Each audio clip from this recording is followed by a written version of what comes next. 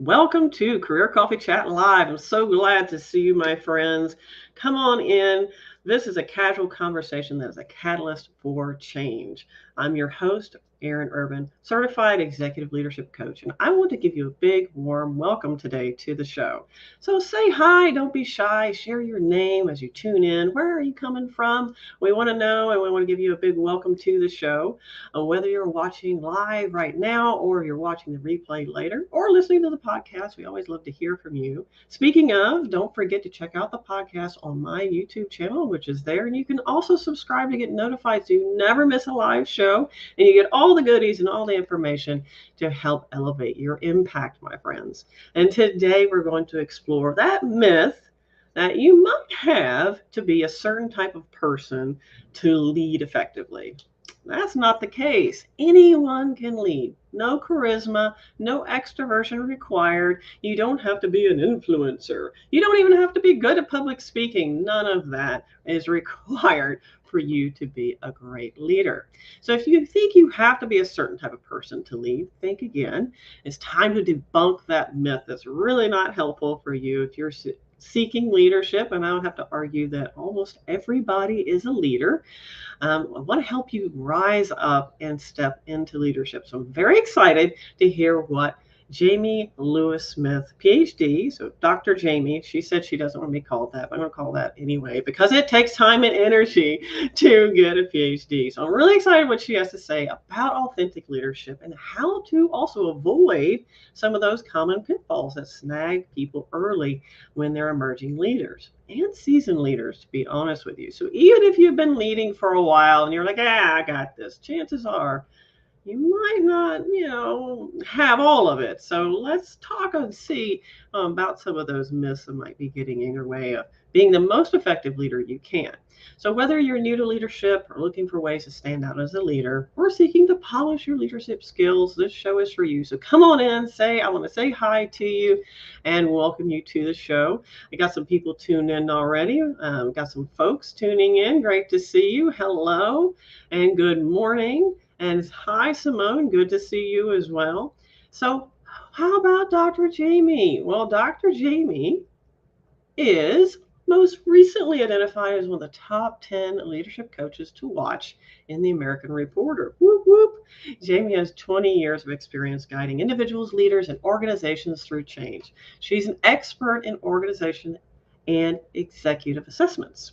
Actually, there's some really cool assessments on our website, so definitely check that out. She is a guru at workplace culture change as well as leadership development. I want to give a warm welcome to Dr. Jamie. Hi. Hi, how are Hi. you? I'm so glad to have you on the show. And hi, Robin. Good to see you too, tuning in. So for those of you who are tuning in an hour later, don't be shy. Say hi. Have your comments, your questions. We want to help you thrive, my friends.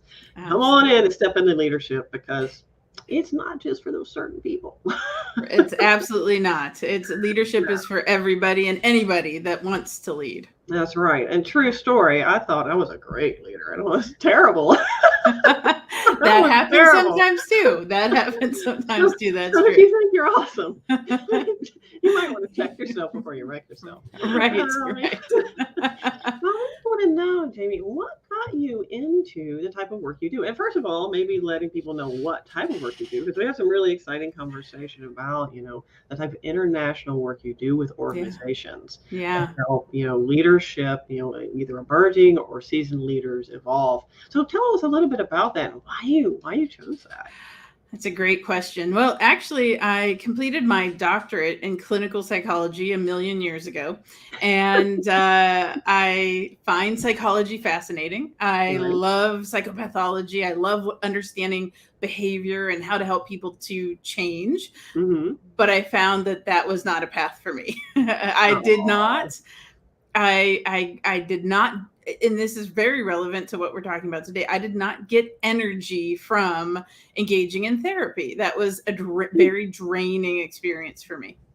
And so while I really loved psychology, it was not the path for me. I had a wonderful opportunity to move into the space of organization development, leadership development, and I have not looked back since.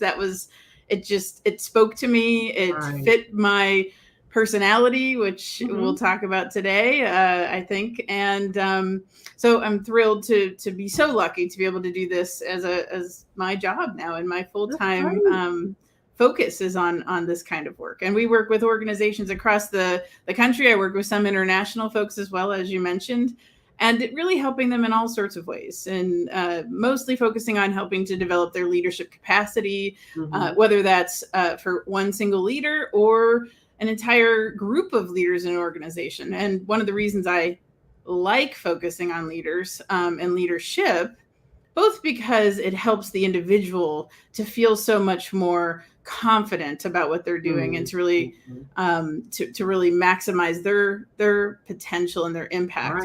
Right. But it's critical to organizational culture change, right? I mean, it's critical. And we're seeing it too. Right. I mean, we're seeing the repercussions, and no offense to anybody out there, but you know what I'm talking about. For years, we have put TD, talent development, on the side. And absolutely, we're now having to eat crow, if you will, or deal with the repercussions of that decision. Now, at the time organizations made that decision, well, we don't have the money, and it's yet another economic downturn. Seemed like an endless cycle of economic, hey, guys and gals, and those don't want to identify. This is the way life is. This is the way of business. It's always going to be cyclical. And if you allow that to drive whether or not you're developing the people within your organization, long term, that's going to bite you. So, hello, great resignation. Yes. The best way to stop the loss of good talent is to invest in your managers and leaders. Absolutely. They are critical. Quit who? They quit their bosses. Absolutely. And so I couldn't agree with you more that investment in talent development, in supporting the growth of the people in your organization, should be number one on your list in terms of where you focus your resources. Right. Yeah. Absolutely. Simone just congratulated on using the I do not get energy from. Yes, because that is very important, finding our zone of genius. And through the work you do, I have the zone of genius thing. That's kind of where my sweet spot is. And that's what I get the energy to do, is helping people thrive and work in their zone of genius, living in that space that they feel fulfilled. And a part of what you do is helping leaders understand, hey, what is my zone of genius?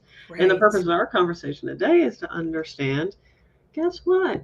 Anybody can lead. Anybody can lead. Absolutely. And I love that term, zone of genius. It's really, where do you feel comfortable? Where can you leverage your strengths, but also where do you feel good and get energy from what you're doing? And when you put all that together, what are you passionate about? What are you excited about? What do you enjoy? And understanding or knowing, I know a whole bunch about psychopathology, but that in and of itself, that expertise isn't going to make it more energizing for me to do therapy, which is not it's not a good fit for what brings me energy. Right. It's so important for everyone to find what gives them energy. Now, in a given day, chances are probably you'll encounter task or administrative type work that may not give you energy. It may drain you. Yeah. But the idea here is not to have that be the predominant experience in your work or your personal life. You don't want to be constantly being pulled away from that which is natural to you, away from your gifts, away from your strengths. Absolutely. But we digress a little bit. So let's address this myth that you have to be an influential leader or a certain personality or have charisma to be effective at what you do in leadership. Yeah, there's a lot of myths out there about what makes a good leader, and that we know a lot about what leads to leadership effectiveness.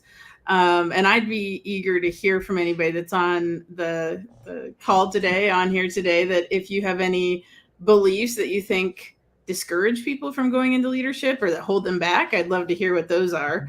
But certainly, I think there's one of the basic ones is that people are, born to be a leader, and that your leaders are born, not made, right? Right. And I think that that's a pervasive myth in our society. It's how we even decide who we promote into leadership oftentimes, right? They're a natural leader. Mm-hmm.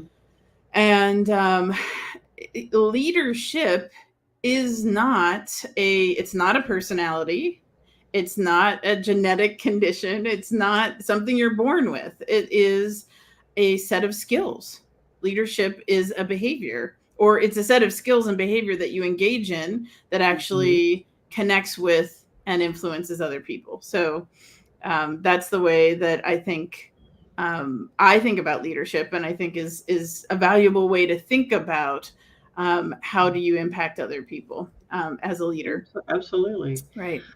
Well, it's very interesting because in some of the work that I do, a lot of the work that I do, I use some assessments myself, one of them being a disc-based assessment, which is, I think, very robust model to work with, because people are able, one, to remember the thing. Yes. I mean, Myers-Briggs is great, but 18, how many dash ins? There's 60. Yes, too many.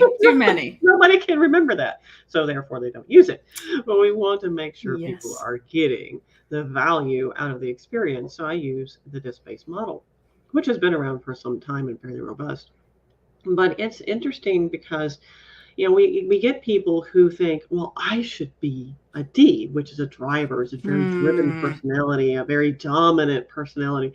And they're so disappointed when they're not a D. It's like, okay, well, let's have a conversation about that. Because in fact, when you think about the history of leadership, and that's what reason we have these myths to begin with, because we have had this paradigm, this leadership paradigm that's been pervasive for many, many years. Yes. And it's not that it, quote unquote, worked the best. Right. Absolutely. It's not something that really honestly worked well. It didn't. It was just, well, let's face it, no offense to anyone, white male, dominant, driven, very archaic model, very hierarchical model. Right. Was not necessarily the best model, did not necessarily work very well, in fact. And many generations put up with it. Yeah. Okay? Yeah. They did. They actually put up with it. So, and they don't want to admit that.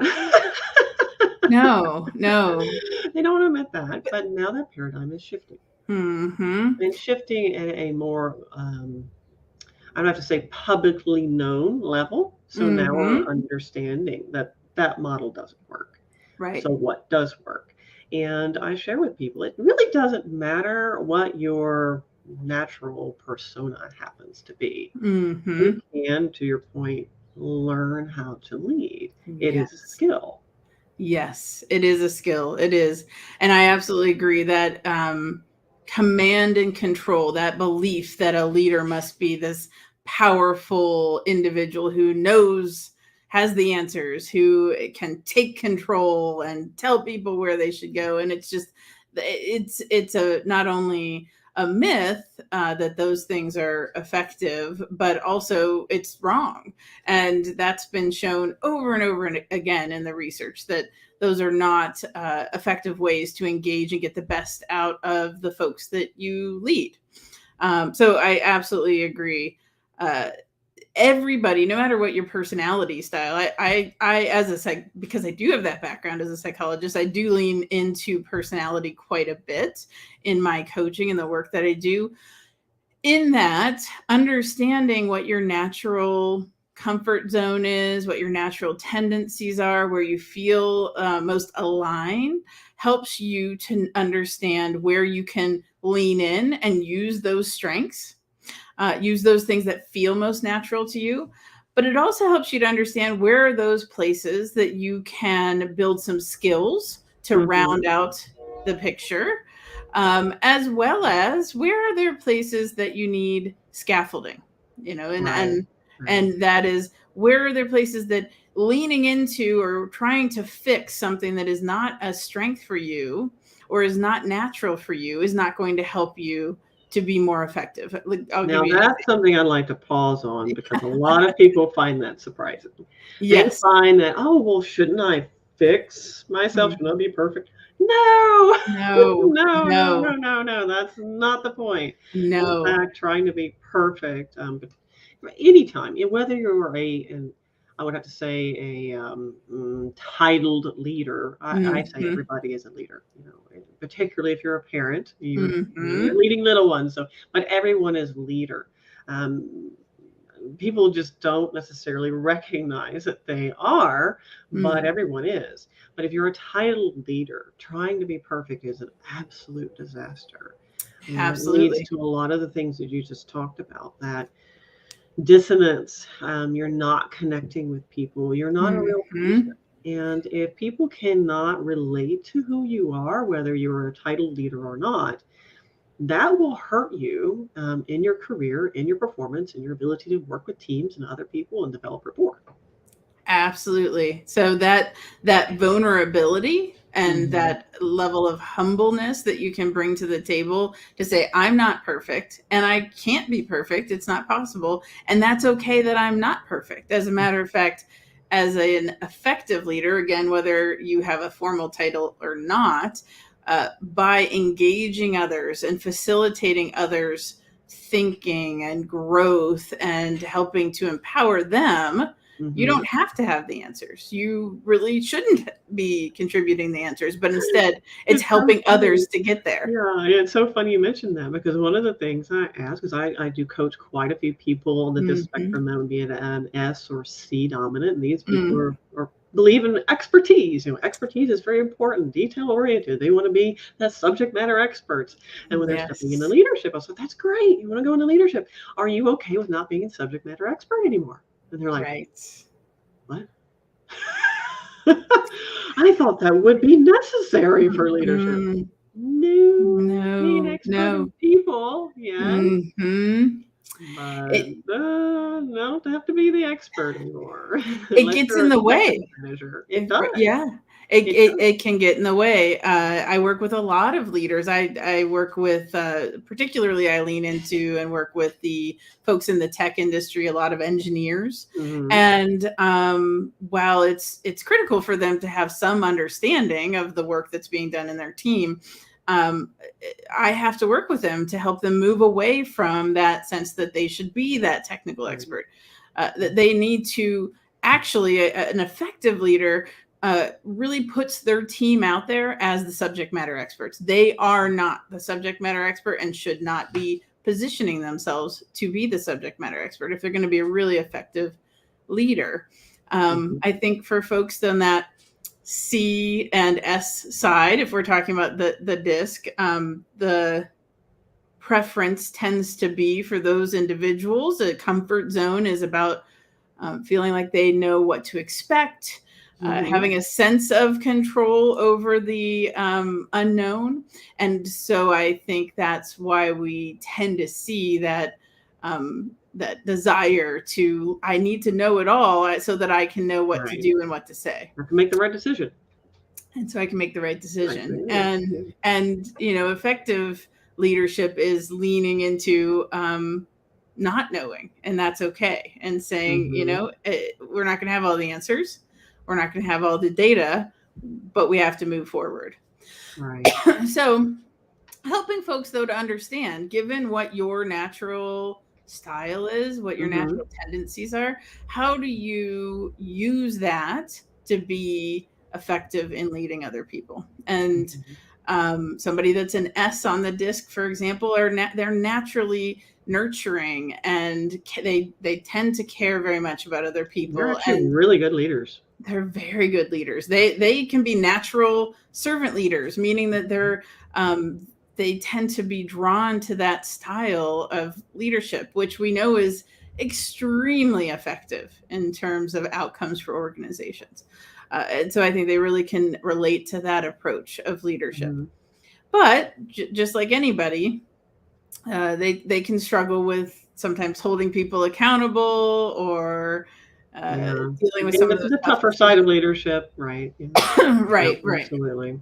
So I'd love Yeah. to hear from anybody tuning in now or later on when you're watching the replay. What are your roadblocks when it comes to maybe thinking about either emerging leader, or if you're already a leader, what are you, struggling with? Is it something you're not seeing that's effective, or do you think your team is all at cross purposes and just crazy, or what is going on? And sometimes that's a generational challenge. Sometimes when you're leading someone of a very, very different generation, you might be thinking, what is wrong with these people? Why do they want me to be all emotional, or we're just here to get things done, right? So and that's what I hear a lot from my D's. It's true. It's true. Exactly. The D's, just like Mhm. anybody else, we all have the things that we can really Right. use, our strengths. So Hmm. D's are okay jumping out in front and taking Yep, but charge. they struggle with Brett's They brought up right here. He mentioned Mhm. Brett Powell is tuning in. Thank you, Brett, from YouTube. How much should a leader worry about showing weaknesses? Yeah. And so that's a great question. There's a balance. So what I tell people is this, and I'd love to hear your thoughts, Jamie. Don't bring in your dirty laundry to work. Yes. Basically, if you can't share it with your grandmother, don't bring it to work. Right. So, as far as sharing weaknesses, though, one of the things I encourage every leader to do is be very authentic about who you are and Mhm. maybe some blind spots that you have.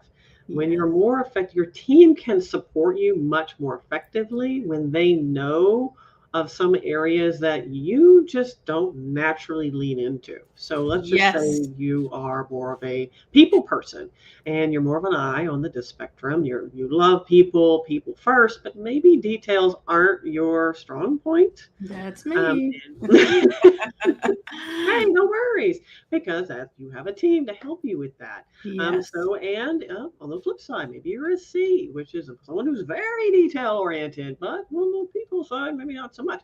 So then you might want to say, just like one of my clients and I talked about yesterday, hey, asking people to chime in and go, we really haven't talked about this, or next time maybe we can talk about something personal before the meeting. Just allowing that open feedback and setting up a safe environment for people to share their thoughts without Yes. judgment is critical, no matter what style you are. And I'd love to hear your thoughts too, Jamie. Absolutely. I think that showing weakness is actually a strength. Hmm. Um, it showcases your comfort. It showcases confidence. It shows that you have courage, and it resonates with people quite a bit. They Yes. can connect with you more if you're open and honest and in touch with your own weaknesses, or Hmm. areas where we aren't strong, right? We all have Right. those that I we're, don't like calling them weaknesses either. They're yeah, just not natural areas for you. they're just not natural, right? Mhm. And so I both in terms of the impact on the relationship, I highly recommend it, but also, as you said, Erin, that it helps that your team then knows, okay, they don't have those detail oriented skills, I can jump in and I can be a support. And that's where that scaffolding, trying to, for I'll use myself as an example. I am not detail oriented at all by nature, and yes, I can do it if I have to. But if we go back to the idea of energy, in order for me to engage in skills that require me to be detail oriented, I have to use a lot of energy. Mhm. And while I can do that, it may not be the best use of my contribution to the organization. And instead, identifying somebody or some way that we can address the details that need to be addressed without draining my energy in the process might be a better choice for the Right. team or for the organization. Mhm. And so that's where we go back to that idea of, I do not recommend, and with the folks that I work with when I'm coaching, I don't work with them on fixing those quote unquote weaknesses. It's ensuring that there isn't a characteristic or a behavior that's getting in their way, so much Right. so that it could hold them back from succeeding, or it's Mhm. derailing their career. Then we're gonna, what I like to say is, we're gonna smooth out the edges there. Yeah, But right, right, right. right, but if you're not, if, like myself, I'm not naturally detail oriented, it's never going to be energizing. It's never going to be something I'm going to be great at. It's not a good use of my time, nor is it from an organizational standpoint a good use of the organization's approach or resources to try to push somebody to do those things. Basically put you a square peg in a round hole. Exactly. You're trying to make someone who they aren't. People have a natural style and natural proclivities in certain areas, and that's great. Yes. And I'll be perfectly honest. Some of you are tuned into Career Coffee Chat Show before know this and heard this story, but I used to be a terrible leader. I was a fixed-minded individual. I was not growth-minded. And I thought everybody should be the same. I had no idea about work styles, personality types, none of that. And it wasn't until much later in my career that I was given this information. I was just like, oh my gosh, I've been such a jerk. But you had the realization, so that's good. That's great. I was like, why was I thinking everybody should be just like me? Like, that's the best way to be. But that's a D for you. I can say that because that's my dominant style. But it was. I mean, you would think, driven person, that's a great leader. Well, actually, no. I'm not, unless they're very aware. Because they be very abrasive, they be very abrupt, they be too blunt, they don't necessarily listen. That is a huge, huge challenge. Which is important for leadership. So we could keep going on this, obviously, but what we don't want to do is say you need to be perfect, which is not true. And it's very interesting. I want to get to Natalie's. Natalie, also tuning in from LinkedIn, has a question. But before we get there, I want to mention something that I talked with one of my clients yesterday. Yeah. And because she wants to move up in leadership, and she is more of a driven personality, more forthcoming with her thoughts. Yes. So, again, just smoothing out the edges a little bit. And then I shared with her, I was like, hey, the truth is, after years and years of research, years and years of being in this space of career advancement and impact and leadership, what really matters for people to move up is not necessarily how much you know. Nope. Or how great a job you do. Nothing to do with that. Right. It has a lot more to do with how personable you are and how much people like working with you. Yes. Full stop. Yes. If you want to move up, ladies and gentlemen, those who don't want to identify, work on that.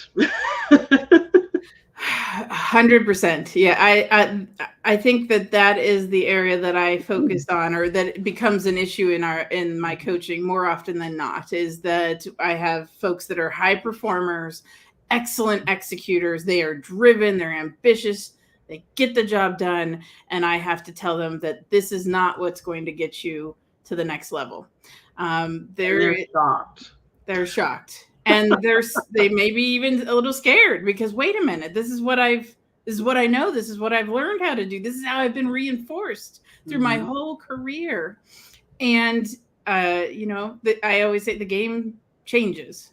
And when you get to a point of leadership, when you're in those more formal titles of leadership, frontline manager, frontline supervisor, you're still in execution mode. But the farther away you get from the front line, the less it is about you being the driver of execution. And it's far more about you having a good amount of influence on others. If we go back to the leadership as a social process, those individuals who are effective in leadership and tend to be promoted are those that are effectively able to build and cultivate and use their influence, and not in a dirty schmoozy way. Not a manipulative way. No. But are you able to connect? No, that doesn't work either. That's a different problem. But are you able to connect with others? Do you listen? Do you care about what happens to them? Do you develop and grow others? Are you able to position them to be in the spotlight? Some of those kinds of things. Those are the things that actually are more likely to help you to grow in your own career. And it seems kind of paradoxical, but it's very much true. Absolutely. Yeah. Natalie has a great question, so I definitely want to get to her question. She says, does this style lead to a parenting style leadership?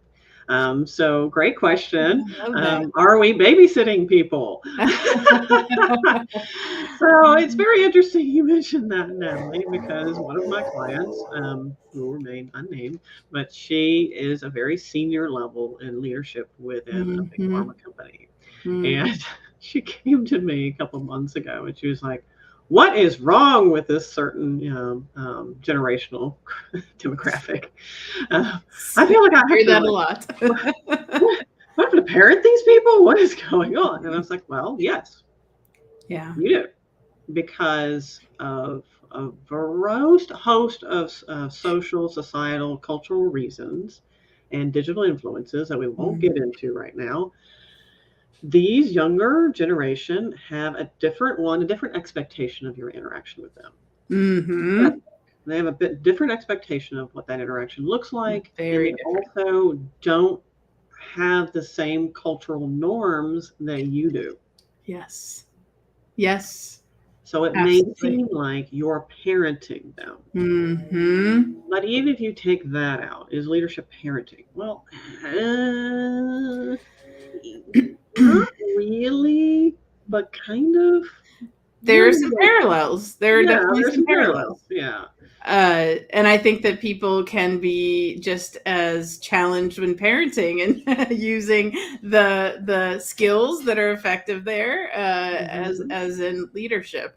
I think that both parenting and in leadership, it's about really leaning into and supporting the other people's growth and development. And so if you as a leader are too focused on yourself, you're far less likely to be successful. You're not as likely to build the relationships you need to be successful, have the team that's as capable. And so in that respect, mentoring, development, it can feel to some like parenting, and there's some parallels there. Right. Also, yeah, go ahead. Yeah. I can talk forever, and I know I we're can both too. very passionate about this topic. We're like, oh boy, I've got all kinds of information. No, please continue. So yeah, I think that there's also though on the kind of, if you go to the extreme end, I see a lot of leaders who become micromanagers, and I see a lot of parenting. Way back in the day, I used to work in a space where I worked with college students, and that helicopter parenting was a huge issue where the parents were far too involved. And I think the same goes for whether you're talking about parents or leaders. There's a support, there's setting them up for success, but also giving them space, autonomy, empowering them, giving them what they need so that they can go out and be successful. Right. And that's whether you're in a formal leadership position or not. That's how you gain followership, and that's how you create success as somebody who wants to be in a leadership role. Yeah, it's interesting paradigm that the more you lift others up, the more they lift you up. Yes. That's just how the human social context works. I mean, that's how we work as human beings based on our evolution thus far. 200 years from now, maybe different. Based on evolution thus far, that's how it works. So the more you give to others, the more they will give back to you. When we can get off on the parenting train is when it gets too personal and gets too emotional, and then we start dabbling in things that are really none of our business. And honestly, in parenting, you can go down that rabbit trail and not really be helpful either. And it's tough. It's tough when you care about people, you develop a rapport. When do you let them go? When do you let them off the rails a little bit to explore and maybe fail? And some of my clients who are leaders are not so comfortable with the whole failure word. No. And we need to understand, okay, what can we do to fail in small increments so people learn on their own without being micromanaged or told what to do, which is not a useful development experience. Right. Having, I'm seeing too, let me know what you think, Jamie, is more leader as coach or coach as leader being something that is very powerful in the corporate space and developing and more of a burgeoning knowledge for leaders to develop that skill. Yes, absolutely. I say every single individual that I work with as a leader that coaching is the most powerful leadership skill. It's a skill set. It involves a number of skills, but if you can master coaching, you will be successful, because it encompasses the characteristics, the qualities, the skills that you need to really connect with and influence and motivate others. And that's, leadership in its best form is facilitating other people's success. Absolutely. And that's what coaching is. Being able to be that, I wouldn't say impartial, but more objective when necessary, particularly those people who may struggle to be the tough side of leadership. Well, it's not really being mean. That's not the point, but it's having that objective stance and being non-judgmental. And we could keep going. I think we need to write a book, Jamie. If you're having that, I love it. Yes. I think we need to write a book. So Melinda has had some information here. I'll read really quickly. Thank you, Melinda, for sharing.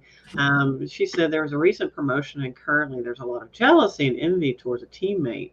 We had a meeting off the record to express thoughts. However, it appears that creating a pact mentally with some, which is causing hurt for the one that was promoted. This promotion wasn't celebrated for this teammate without harsh feelings. Now, how can a leader, can you turn this around and be a more positive move for the team? So it sounds like, Melinda, if I'm correct, that someone who up here got promoted and some other peers didn't take that so well. Perhaps they thought they should have got the role or what have you. So it really wasn't celebrated like it should have been. And how can a leader turn that around to be more a positive move? Yeah. That's a tough one. When a group, someone within that group gets promoted, it can cause hard feelings, particularly if other people, everybody thinks like, I used to do, I'm a great leader. not everybody. Not everybody happened, actually. I had people go to the person who made the decision to create a leadership role for me at the time when I did transition from being a steamroller into a leadership role, which I did in 9 months, like a pregnancy. Boop, you me. But I had some people who railed against the machine, if you will, and they were up in arms.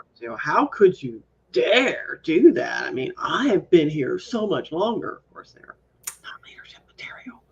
Right. And I had invested the time and energy to become, skill. I went from someone who was crap at leadership to someone who was really good at it. Yeah. If I can do it, you can do it. And Melinda said, yes, that's correct. So my summation was correct. Thoughts, Jamie? Well, I think that there's a lot of dynamics here. So first, I think that there is a perception oftentimes that because of seniority or having technical expertise, that one should be put into a leadership role.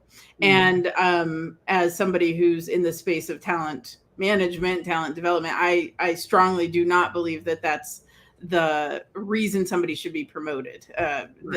There's somewhat of a sense of they deserve it because they've been here longest or they know the most. And those characteristics of being here the longest or knowing the most do not necessarily translate into effective leadership. Now, can those individuals learn the skills of leadership? Absolutely. But in and of itself, being here the longest is not, or having that technical expertise. So that can be one thing that happens when you see the resentment among peers. It is a challenge when you are moved into a role that a peer who you previously maybe even had a relationship with wanted, and they don't, they're not supportive of this move. Going back to what leadership is, it's a process of social influence. And so looking for opportunities to repair that relationship and build the relationships within the team that you are now or the individual is now leading is going to be critical. Because, and I say this so frequently to folks that I coach, because you have authority does not mean that anybody will lead you or follow you. It just does not make you the leader. It makes you somebody who can boss people around. And unless you have their buy-in to your role and where you're going to take them and how you'll help them to get there, unless you have their buy-in, they will you'll hit walls over and over and over again. So investing the time and energy into those relationships, how can we work through this? Looking to really bring that person into conversations, showcase your appreciation of what they bring to the table. These are some ways that you can to smooth out that relationship if that's necessary. Yeah, that's perfect. That's perfect. Yeah. I experienced that myself. Not exactly a peer situation. I was senior on the team, but I did have team members who were in a position of resentment for various reasons, mainly set up by my boss at the time. Thanks, dude. But I had to fix it, and I could not take the point of injured victim. That was not going to work. I actually had to own their pain, if you will, or accept that and acknowledge it, even if it was not founded in truth. Absolutely. So when you are in that position, having that one-on-one candid conversation, calling out the elephant in the room, the topic that might be painful, saying, look, you're a valued colleague of mine, and how you feel about what has just transpired matters to me. I care about you. And it's not just because, I want everything to be perfect. It's because I genuinely respect you as a human being. And your contributions to the team, your contributions to this company are tremendous. And then calling out, what are they great at? They're a subject matter expert. You're a technical expertise. You have a lot of value contributions here. And the decision was made for these reasons, but I want to hear what you have to say and what your reservations are, and know that there aren't any hard feelings there. We're not going to walk away with burning bridges. Maybe we can't solve or patch up this immediately, but at least want to have the conversation and know that I respect you.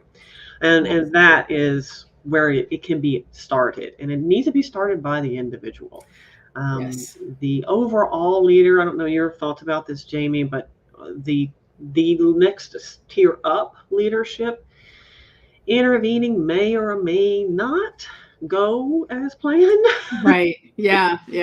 So it really, the hard conversation needs to be had by the person who recently got promoted. Absolutely. I think that it's very important for the next level up leader, whoever that is, to showcase support for the individual that they put into place.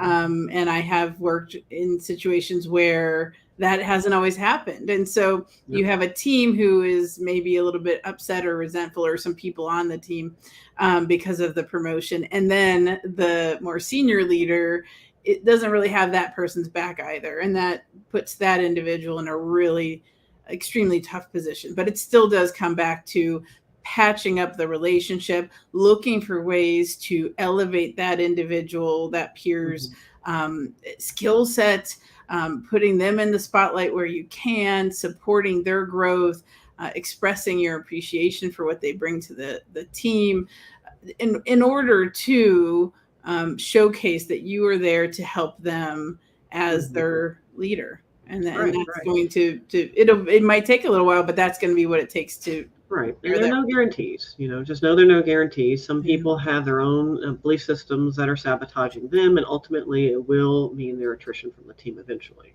That's absolutely.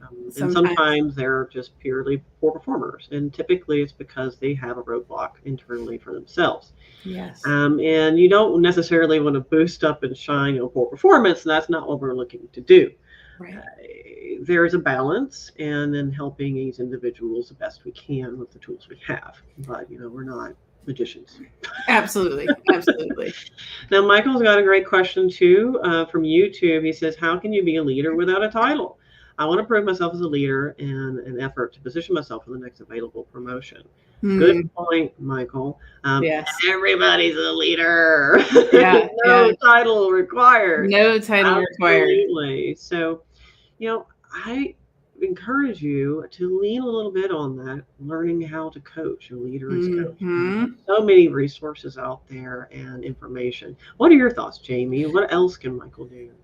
I think that thinking about how do you connect with others, how do you build relationships, How do you support others' success? These are the things that a good leader does, that an effective leader does. And as a peer on the team, you can be doing that as well. Supporting your teammates, showing them that you're there for them. Those are ways that you can showcase that you have what it takes to be an effective leader. I think that also when those decisions are being made about growth and promotion, they're going to say, who has the ability to inspire and motivate people to come together and achieve things, as a group. And so where you have that opportunity to say, hey, let's get together and let's make something happen. You don't have to be have a formal title to support the group in driving towards goals. That's absolutely correct. Also, learn what's important to your leadership. Now, this is just strategy 101. Okay, so anybody tuning in, this is a great tactic. Once you know what is important to those people who are making the decisions, who gets promoted and who does not, that's when you can start to position yourself to do either special projects or support work in the area by which is important to those individuals. So let's just say a certain initiative is key to them. Maybe you have a 10% extra in your week you're willing to donate towards that cause, or maybe it's a project, maybe you have a skill in that area. You want to, help showcase your abilities. Or if you really have the bandwidth, taking on a special project is also a great way to get noticed. Those people, and in all the coaching that I've done, the people who move up the fastest tend to be those individuals who are either instrumental or leading special projects that are important to the higher ups. They get visibility, that they get the face time, absolutely, and or taking on. I don't want to abuse it. Right? No. But being intentional about can I make a difference? Can I have an impact while doing something that's important to my leader or even their leader? So absolutely, being thoughtful and intentional about what do you do to help showcase your skills. Get noticed and stand out. Now, here's when it all falls apart and it becomes a complete disaster. So, don't overcommit. Only commit to what you know you can do and complete. If it's a stretch, if it's something that you're like, gosh, I really want to do this, but I just flat out don't have the time, bandwidth, mental energy, whatever it is, or if it's not in your strength zone, please don't put yourself out there in a position of not being a completer. So true story, a very good friend. She had a rude awakening. She was not promoted into the position she thought she should have gotten because she did all the right things. She was off a million different boards. She was volunteered for all the special projects because of the visibility. She knew enough to say, okay, visibility equals promotion. Not necessarily. She was visible and known as a non-completer. She was always late for every meeting. She never followed up on any action item because she just couldn't. Her plate was covered and run over and it was a mess. So she learned a very valuable lesson the hard way. And she really had to dial back a lot. So there's a balance, right? Absolutely. As we mentioned before, it's very important to remember that it's not the person who can do all the things and be an expert that gets promoted. It's about impact and looking for those places where you can showcase the impact you can have given your unique qualities and characteristics, where your strengths are. And I think that's a great example where somebody stretches themselves too thin and it's hard to see the impact that they're having, or they're not delivering any impact at all. Right. And being intentional about where do you need to want to have impact in order to showcase what you can do. And also doing your best. Now, again, we can set boundaries within reason. Right? If your company or bosses are determined that you're going to do this thing because you've always done this thing and they're not going to let you out of your box, maybe you need to look for employment elsewhere. But we can set our boundaries to say, I'm happy to to work on this initiative. This is not where I have the most natural talent. It's over here. Can we have a conversation about, the delivery that I can bring to the company, and set a business case for yourself? Also, Michael, that's another thing that a lot of people skip when they're looking for a promotion. Make sure you establish a business case that includes how your talents and gifts will be of value to the company. Yes. Yes. Okay, particularly based on their strategic vision and what they want to accomplish. So I highly recommend everybody do that. If you're just like, you know what, I'm going to go for that promotion, make sure you have the business case. And that includes not just how awesome you are, but how that awesomeness is going to translate into dollars. Right. Yeah. So Hussein, who always has some valuable insights, is thank you for tuning in. Great to see you. He says, when becoming a leader, the matter is no longer for you, but for the people you lead. Yes. Love that. As Jack Welch said, love it. So the leader must be human, emotional, firm, brave, and other qualities that leaders need to lead and guide those who lead to achieving goals. Beautiful. Love it. Thank you, Hussein. You always have some great pithy comments. I love it. I love it. See, y'all need to be doing this show. I can just retire.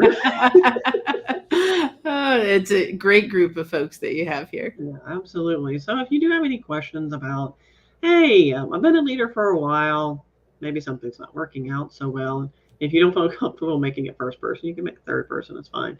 Or if something you're looking to do to emerge into leadership, we'll be on for a few more minutes. I want to make sure I capture any of your questions or comments before we wrap up the show. And Jamie, it's been a huge pleasure collaborating with you today. I love it. I could talk about this for hours. I know. Literally, I will talk about it for hours. I love it. I love it because we're helping people live better lives and having better work experience. I mean, what is there not to love about that? Absolutely.